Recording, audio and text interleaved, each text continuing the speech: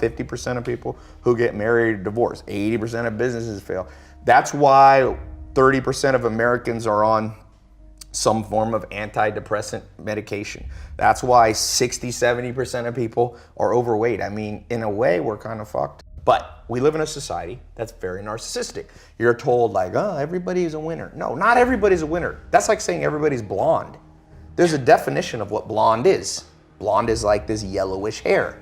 So you lose meaning when you start going, everybody's blonde. When you see your life and anytime there should be pain, you go, no, no, no, no. It was just how it was meant to be.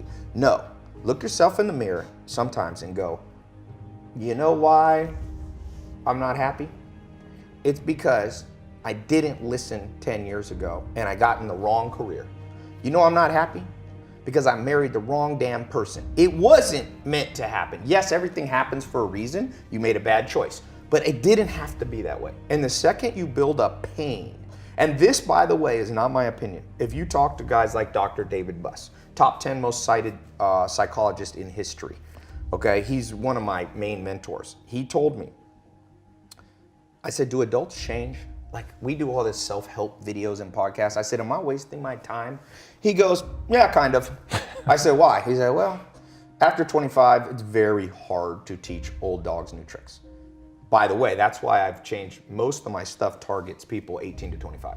That's why I do Snapchat and all that, because there's hope for 18 to 25-year-olds. Now, if you're over 25, before you get depressed, he told me, but I have good news for you, Tai. I said, what? He said, adults learn through massive trauma. So you will learn. You have to let in some trauma into your life. And that's rough, but no pain, no gain. Like if you are 100 pounds overweight and you want to be able to play basketball, here's my news for you. Everything happened for a reason. You got fat because you ate too much and you didn't exercise. So welcome to the gym. And the first year is going to be hell, but that pain, hopefully, will reprogram your brain that every time you want to eat that nasty thing, go, wait, I don't want to go through that pain again. So I think one of the myths of society is we won't let pain in. We just excuse it all away. Like, no, that was meant to happen. Oh, you wasted 20 years of life and married the wrong person in the wrong career? No, Tom, it was meant to happen. Where's the people who go, you fucked up, dude. You wasted 20 years and you will never get it back. You better go in your room and cry. And the truth is, you only learn as an adult. Unfortunately, most people can only change with massive trauma. Optimizing your life for hustling and grinding is like optimizing your life around going pee. No, pee is something you have to do. It's not the goal. You don't go, woo! You know what my goal is? Hit the toilet 7 times a day. No, but you have to do it to survive. So grinding and working hard and hustling is not what you optimize for. It's pain. Why would you optimize for pain? But it is a necessity. And if you look at an actual scientific explanation of what makes you successful, it is not just hard work. If that's true, construction workers would be the wealthiest people in the world. Waiters and busboys, they work harder than the owner. The most scientific psychometric personality test is called Hexaco. It's more accurate than Big Five, which used to be. It's much more accurate than Myers-Briggs, INFJ, ENTP, all that stuff. So Hexaco tests you on 26 facets of your personality. And one of them is called conscientiousness. And it's been proven over and over by scientists, conscientiousness is the most correlated with business success. Define conscientiousness. So then it divides into 4 sub-facets. Organization, perfectionism, diligence, and prudence. So the real truth is hard work is 25% of the formula because diligence is known in the common language as hard work, okay? So if you just think diligence alone will get you success, you're like a basketball player that thinks you'll play in the NBA because you can shoot free throws. You ever seen the best free throw shooters in the world? They're old 70-year-old men who shoot underhanded, but they don't play in the NBA because the NBA is not all about free throws. So NBA is scoring, defense, free throws maybe is one component, rebounding, assists, there's a lot of components. So the other 3 you have to get good at. So the first one is perfectionism. People, you have to know how to double check your work. It's that simple. It doesn't mean you're always a perfectionist, but it means when it's important, when you're a pilot of an airplane, double check before you go. If you get on a plane you hear the pilots double checking, the co-pilot going, hydraulics. And the guy goes, hydraulics. And that's why planes don't crash. And it's called 6 Sigma. It's 3 defects per million. Your goal in business and in life on the important things is to make 3 mistakes per million transactions. And the only way you do that is by being a perfectionist in terms of double checking. So that's 25%.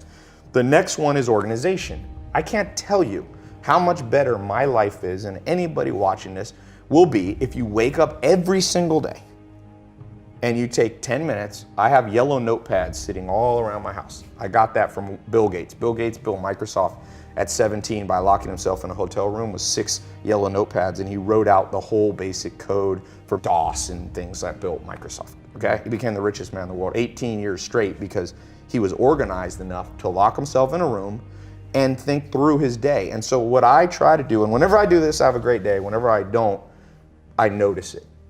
Be organized a little bit, 10 minutes. I actually have this little couch thing outside of my shower, and I put a notepad by it. I take a shower when I wake up. I walk over to that, I kind of sit there, and I just write out, it can be as little as 3 main projects you want to get done that day. So organization is the other 25%. So now, and then you have diligence, which is hard work, hustle, and perseverance. But the last one is the kicker. And this is what I was talking about, the rewiring that has to happen. The last one is something called prudence. Scientists call this prudence.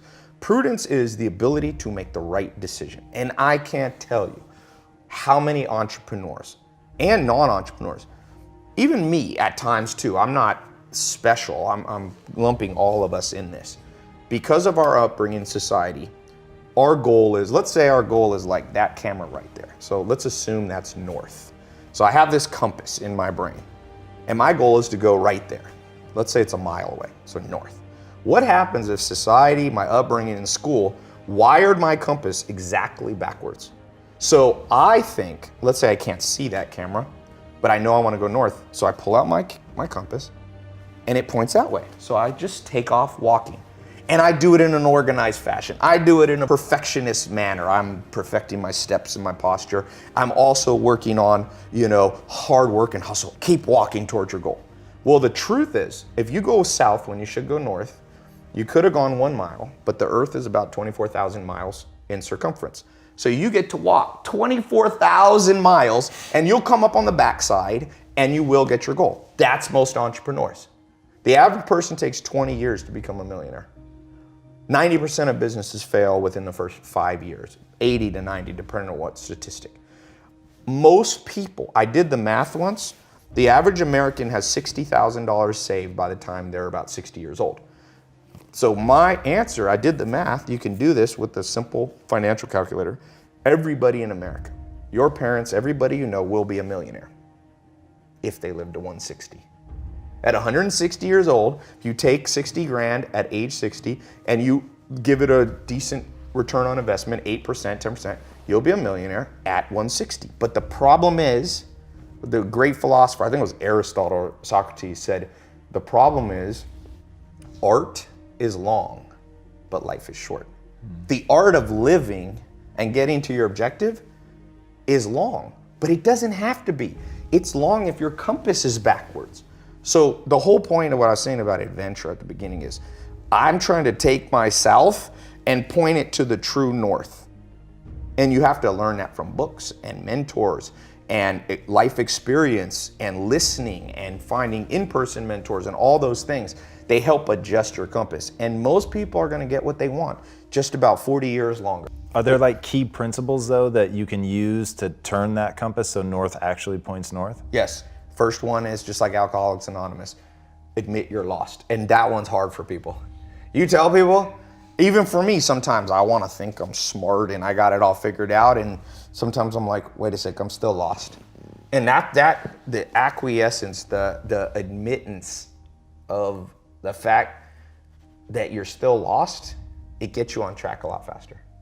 So if you're watching this and you feel lost, it's better to just sit down and be like, I'm lost. Because the day you admit you're lost is the day you allow yourself to be found by people who can give you a tip.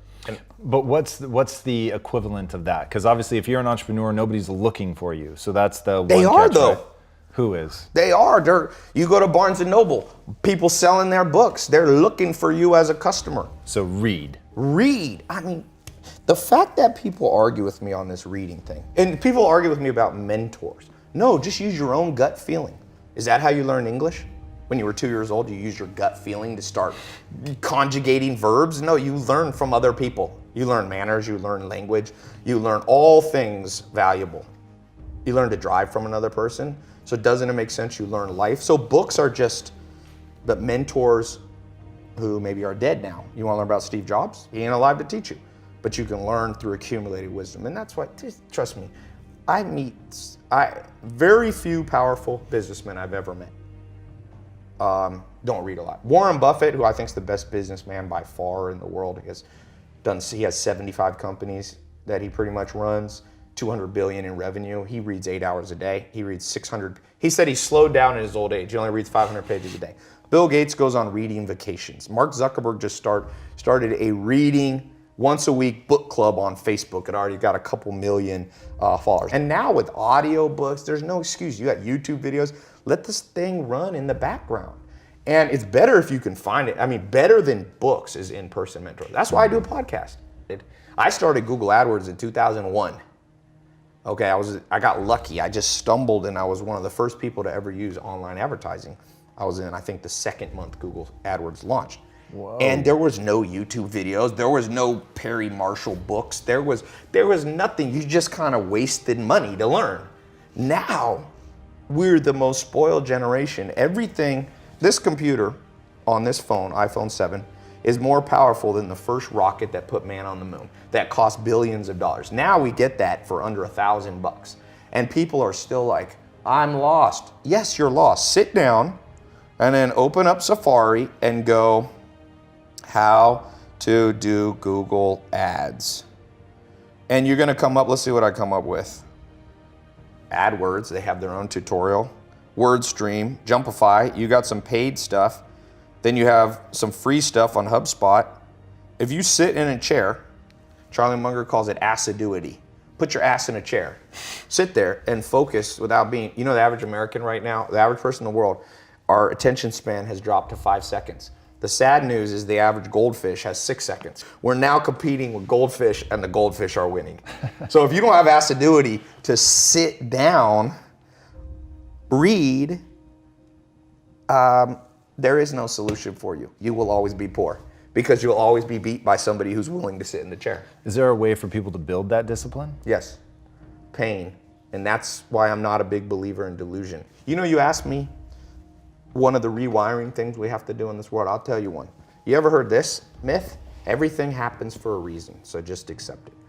Well, there's kind of truth to that. If I jump off a building and break my legs, yes, everything happened for a reason. The reason was gravity. Like that's why you break your legs, and physics. Legs brittle, concrete not brittle. So, but people interpret everything happens for a reason, be like, well, I was meant to learn from that thing, and then BS. Read Richard Dawkins' The Selfish Gene, one of the most important books written in the last century. He says, organisms that only learn through trial and error lose to organisms that can learn through other people's trial and error. Is anybody here, we got a little live audience, anybody here ever had to be hit by a car to learn to look both ways? I didn't. I kind of learned from just somebody telling me, big car, 2 tons, velocity, smash, dead. And I now always look both ways. So if your myth is that the only way you're gonna learn is just through massive mistakes and trials and error, you haven't read Richard Dawkins' book. If you believe in evolution, or even you don't, you believe in creationism or whatever, why do we have big brains? Because we do have the biggest brains on planet Earth. Not always use them, but we got the biggest potential. It's to be able to what Richard Dawkins called project. So you can literally sit in this chair and predict outcomes without having to do them. And because we're all narcissists because of society and Instagram and all this, and I'm guilty of that too, we don't like to be uncomfortable because a narcissist's story to themselves is, you're the best. And so your worldview is messed up. That's a wiring issue. Let me put it this way. I meet people who think they're smart. okay? What it really tells me is they've never been around actual smart people. If you're really smart watching this, let's say you have 155 IQ. That's what Bill Gates has, and Albert Einstein were up there. My step-grandfather had 155 IQ. He speaks 14 languages fluently. He can write Chinese. He's a chess master. He can play 3 other chess masters without looking at the board while they look at the board and beat all of them. If you're smart, you can do that. If you're not, I got good news for you. Warren Buffett says you only need about a 125 IQ to be very successful. But it's better to stay in your lane and just go, I'm not that smart, but you can hire 155 IQs. But that's an example of what I'm talking about, of this rewiring. Right. So these practical things will change your life. All right. Since you have a concept called never be the bitch of your own mind. Yes. What do you mean by that? Your own mind is driven by deep evolutionary drives. So, for example, narcissism is a protection mechanism, right? So your mind wants to tell you you're amazing. It makes you its bitch. You have to override that and go, you know what? I'm not that amazing. So let me go learn from amazing people. Do you have methods for people to do that? Because I think that's so important. So I tell people, don't trust everything that your mind says. Certainly don't buy into all of your emotions. Just because you have an emotion doesn't mean that you have to act in accordance with that. But how do you help people get over that? How do they overcome that? I think humans, for the most part, learn by osmosis. So it's hard to lecture people into success. But what you could do is you could inspire people to understand this. So for example, if school system could find all the 14-year-olds and find out what they admire in people, right? It's the reason I show Lamborghinis and Ferraris, because I got a lot of young followers. And you know what 19-year-old guys like? Lamborghinis and Ferraris. So I show that part of my life because then they listen to the other stuff. So first you gotta lead by inspiration. This has been proven over. You cannot pound stuff into people's brain. People actually do the opposite. When parents tell their kids, you gotta read, nobody reads. But if I show a Lamborghini and Ferrari, which is the reward that people want, and then people go, how do you get it? I said, see all these books, I read them and put it, then people, I have more school kids reading books, I think, than anyone in history. I don't say that cocky. I'm telling you, it astounds me because all I had to do was put up a video with Lamborghinis. Right. When you're the bitch of your brain, you go, I'm just gonna freewheel this day. It's very hard to be organized.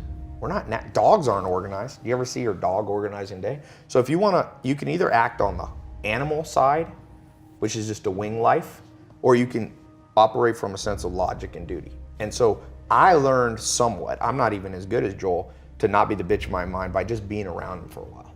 And so that's the best way. Find somebody that you look at them and you go, this is a person of discipline, of motivation, self-motivation. They don't need external motivation. They're motivated from within, and spend all the time you can around them. And so for all of you who are really big on the hustle your ass off, hustle in the networking side. It will help you because you never know who you're sitting next to. That's why I'm a big believer in going to conferences. Berkshire Hathaway conference. It's the first week of May of every year. These dudes are gonna die soon. Charlie Munger, Warren Buffett. You can buy a B share for under 500 bucks. Buy a B share, you get a free ticket. It's insane. You sit there with 2 men on stage in a stadium of 18,000 of the top investors in the world. Wow. It costs you under 500 bucks. You sit there, it's only one day. I fly into Omaha and fly back out almost the same day. And you walk out just motivated. You're with the guy that their business, you know, we meet businesses and they're like, oh, I'm doing 100 million a year. They did 200 billion in revenue last year. I see people making fun of the Kardashians. I'm like, you're gonna make fun of the Kardashians? Look, Kylie Jenner, the youngest Kardashian, in the last 18 months has done $400 million in revenue on lipstick kits and various makeup things with Kylie Cosmetics. Put that in perspective. L'Oreal, Maybelline, massive brands. It took them 50 years as an organization with thousands of employees to do what Kylie Jenner did by herself at 20 at 18. You're gonna laugh at the Kardashians? Do you have to agree with everything the Kardashians? No. But like Abraham Lincoln said, I learn from everybody, even if sometimes it's what not to do. So you can just go into the Kardashians, reverse engineer their success, go, I like this, I like this, I like this, I don't like that, then leave out what you don't like. If you can pick up one gold nugget, whether it's from an in-person mentor, whether it's from a book, you become very wealthy in knowledge very quickly. One nugget a day. One nugget a day. It's like Charlie Munger, Warren Buffett's business partner, said, step by step you get ahead, but not necessarily in fast spurts.